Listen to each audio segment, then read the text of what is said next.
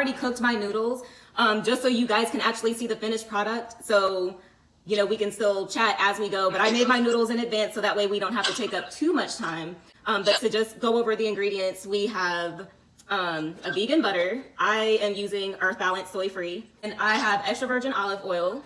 I have some organic white flour. You can use chickpea flour if you would like. I'm just using regular flour because that's what I already had.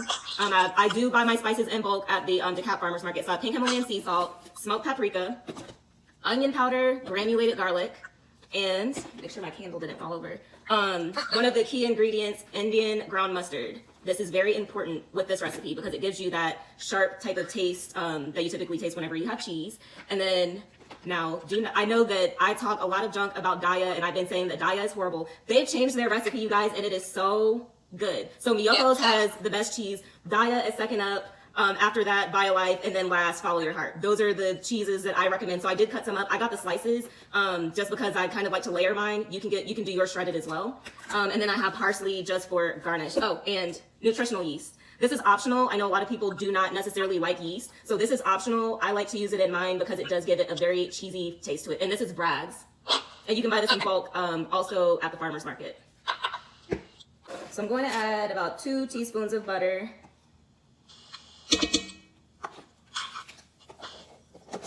And I'm going to add olive oil.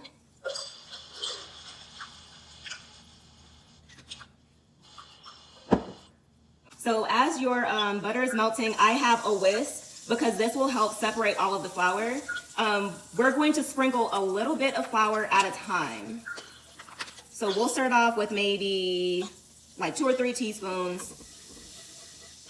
And then you'll see as you add it to the butter and the olive oil, it'll start turning into kind of a paste. So we're gonna add a little bit more. This should equal about half a cup. But as I said, I do not measure. Sometimes it's half a cup, sometimes it's a little bit less, sometimes it's more. But we're going to keep adding this until it turns into a thick paste. So we're kind of getting there now. Add about another 2 teaspoons, 2 or 3.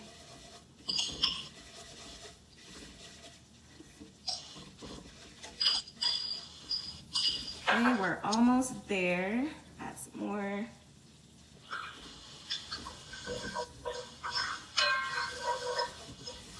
So this is almost like making a roux at this point. Exactly. Right? So we're gonna make the roux first.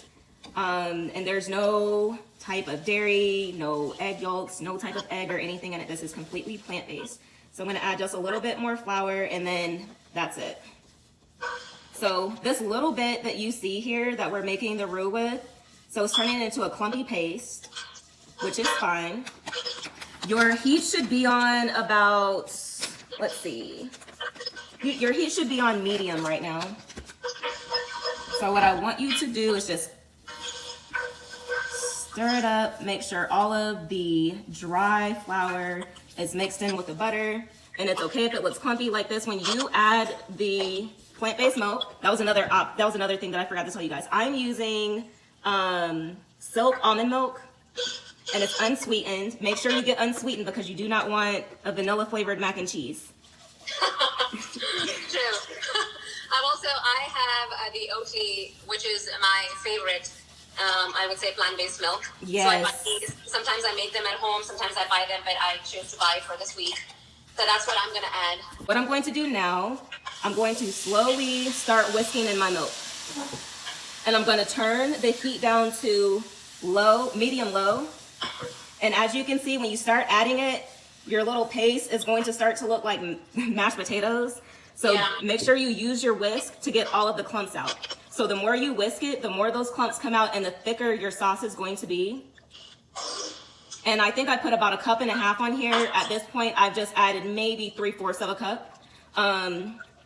The amount of plant-based milk that you're going to put in it is solely going to depend on how much flour you're using. So I use a little bit more flour than I usually do, and I think it's because I kind of OD'd on the olive oil. But the good thing about it is you're just gonna have more cheese. Your recipe will not be messed up just because you add, a little bit of extra fat. So you guys can see how thick it is just from adding the milk. So I'm going to add more. And this is probably about another 1/2 cup. It's okay to eyeball it. You don't want it to be too thick. If it's thin, you can fix it. If it's thick, you can fix it too. So now our roux is starting to look very saucy. And the whisk is very important, you guys. You can use a fork, but you're gonna have to work harder in order to get all of the all of your paste. Yeah, I was lazy, so I was using my spatula, and I was like, no, Priya, it's not gonna work. Just, yeah, you need a whisk to like for the flour to separate itself. Yeah, and if you don't have a whisk, worst case scenario, I do this all the time. To make sure everything is blended well together, you can put, after you've added, you know, your milk and it's getting to, you know, at least the consistency that you want, you can throw it all in a blender. Right, right. So I'm adding about another half cup of milk. So I'm at about between 1.5 cups and 2 cups of milk right now. And keep in mind, the longer you cook this, the thicker it's going to get. So even if you're adding milk and it seems like it's kind of thin, if you cook some of that liquid out a little bit more, then it'll get thick. So you want it to be a little bit thin so that way when you add the cheese, it'll thicken up again. So this is about the consistency that I want it to be. I'm gonna turn my heat up to medium. Actually, I'm gonna add just a splash more milk, maybe like 1/4 cup. All right, so now what I'm going to do is I'm going to season the roux. And I'm going Hey, to. Felicia, quick question. Yes. Do we, for those of us who are cooking along with you, do we have to turn on our oven at this point? Yes, turn your oven on 425 degrees. So we're going to season the roux now. We'll start off with the nutritional yeast. I'm using Bragg's. And I'm going to add about 2 tablespoons in mine. Let's say 1, 2. That was probably 3, but it's fine. Because we're gonna taste as we go. So I added nutritional yeast, just gonna whisk it in before I add the rest of my seasoning so that way it doesn't clump up. And you can see the color of this is starting to change into an orange type of color. And if you smell it, it might even smell kind of cheesy to you. So yeah, next, so I get a lot of questions about nutritional yeast. So I often say that, you know, it doesn't necessarily give you that slimy, cheesy texture, but it does give you the smell and the kind of flavor that you usually get from cheese. So it's always good to add a little bit in your dips or pastas and stuff that you're making where you would traditionally add cheese, and you want that, you know, flavor to be there. So. And a little bit goes a long way. So even if you are not a fan of yeast and you just want to use just a dash, you'll still be able to have that fragrant cheese flavor. So the next thing that I'm going to do is I'm going to add in, this is the ground mustard powder. This is about a teaspoon. And I'm actually going to do 2 because this is going to give you that sharp type of flavor. So we'll do 2 teaspoons, whisk it in. And your roux is still cooking at this point. And then I'm going to add 2 teaspoons of granulated garlic. I'm gonna get my garlic powder. Did you say there's a garlic powder, right? You can use garlic powder or granulated garlic, it's up to you. And then I'm gonna do 2 teaspoons of onion powder. And then I'm going to do 1 teaspoon of smoked paprika. And then I'm gonna stir this up because you don't want it to stick.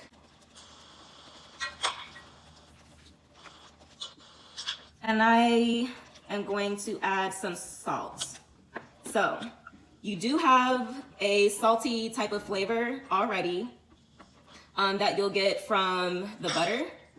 And it's very important, you guys, taste as you go. You know, use your own discretion in knowing what else you need to add. If you're not a fan of paprika, I love smoked paprika and I literally put it in everything.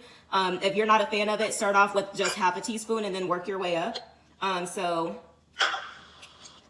this has a taste that I want, but it's not salty. So now I'm going to add the salt, and I'm going to do about 1 teaspoon, and then just keep adding on to it until it's as salty as I would like it to be. Hey Felicia, did you say 1 teaspoon of onion powder? 2 teaspoons of onion, 2 teaspoons of everything except for the smoked paprika. I put 2 in mine just because I like the smoky flavor. But just start off with half a teaspoon or 1 teaspoon of smoked paprika. And then for your salt, do start off with 2 teaspoons and then just keep adding on as you stir it So I've added everything that I need in mine so far, and I'm just going to taste it to see if I need to add more salt. And mine tastes fine with the 3 teaspoons of salt that I put in mine, the pink Himalayan sea salt. So it's bubbling. Make sure you keep stirring it so it does not stick. And I'm going to slowly start to add my cheese. So guys, what I'm also doing is that while, Felicia, when I was making it, if it started to like get more thicker, I was like slowly pouring in a little bit more milk to adjust the consistency. Yes. Did you say you were adding in your cheese, right, at this point? Yes. So I'm slowly starting to add the cheese, and as it melts in, just adding more. So this is about 1.5 cups of cheese that I have. I'm only going to use 1 cup of this in the actual roux. And then I'm going to dump my noodles in directly, add the rest of this cheese on top. You'll see what I'm going to do. Well, not on top. I'm going to add it and just kind of fold it in. So that way you can have those nice cheese chunks in it. So I'm going to add a little bit more, and then I'll save about 1/2 cup of the cheese. All right, so this is the cheese sauce. There's still some chunks in here, but that's fine. I'm just going to keep stirring it. And what I'm about to do next is put my whisk to the side, and I'm going to get my little wooden spoon, and I'm going to dump my noodles right on top. So the onion powder, the garlic powder, the smoked paprika, oh my god, that adds like another level of flavor to this. So now I'm adding my noodles directly into my cheese sauce. And I will say, do not pour all of your noodles in there. Start with a little bit. Someone asked, what would you recommend as a substitute for mustard powder? If you have plain mustard sauce that you put on like hot dogs or something, you could do a few squirts of that in there as well. It'll taste the same, and you'll still get that sharp type of taste to it. So what I'm doing now is I put my noodles directly in the sauce, and I'm just folding it in. Hey Felicia, so a quick question. Does the noodles, since we're going to bake these, do we have to have these, our macaroni cooked through completely, or can it be kind of, kind of more al dente, like 80%, 85% cooked?